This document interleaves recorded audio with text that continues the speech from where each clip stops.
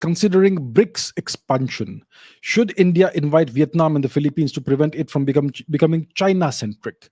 What should be India's approach according to you? So I don't think the BRICS has a formal charter and procedure for admitting new members. It's kind of an informal kind of arrangement. Initially, it was just a BRIC, Brazil, Russia, India, China, four nations. Until I think it was formed in 2006 or thereabouts, and a few years later, South Africa was admitted. So it went from a BRIC to BRICS, BRICS. Now one hears that Argentina and Iran have requested admittance to this group. So it could. So I don't know what it will be called then, BRICSA or something. I don't know what it will be called. So this, I think, this request has been made to China. Possibly, I'm not sure who they've made to. Uh, so there needs to be a proper consensus about among the five countries as to whom should be admitted, whom should not be admitted, and so on. There has to be a proper uh, procedure for processing such requests and applications for admittance to the BRICS grouping.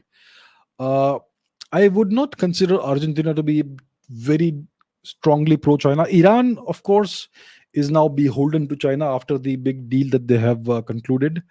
The Chinese are going to invest, I don't know, 40 billion or so dollars. 40 billion, 40 trillion, I'm not sure. Yeah, it's not trillion, it's billion, maybe 40, 50 billion dollars worth of money into Iran in various forms. So Iran is now beholden to China. If Iran enters BRICS, the grouping will become more pro-China, more China-centric. So in that, so I'm not sure that Iran and Argentina will be admitted into the grouping without taking the express consent and permission from India.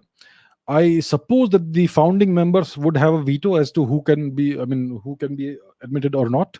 So this is something that's going to be taken forward, and I think all of these things need to be formalized, the steps and procedures and all that, and there should be a proper charter of the grouping. What are the objectives and what is the how things should be taken forward and all that.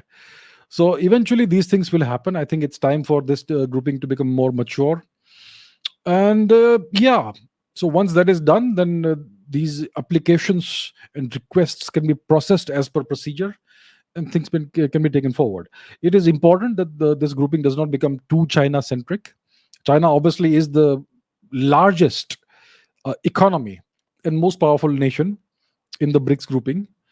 From the economic perspective, China is number one, India is number two. From the military perspective, China is number two, and Russia is number one, perhaps something like that. So yeah, we need balance in BRICS, and this needs to be taken care of at the appropriate levels. So yeah, that's where we are. As of now, nothing, no decision has been made about whether Argentina and Iran are to be admitted or not. But the offer has come through, and let's see how this is processed.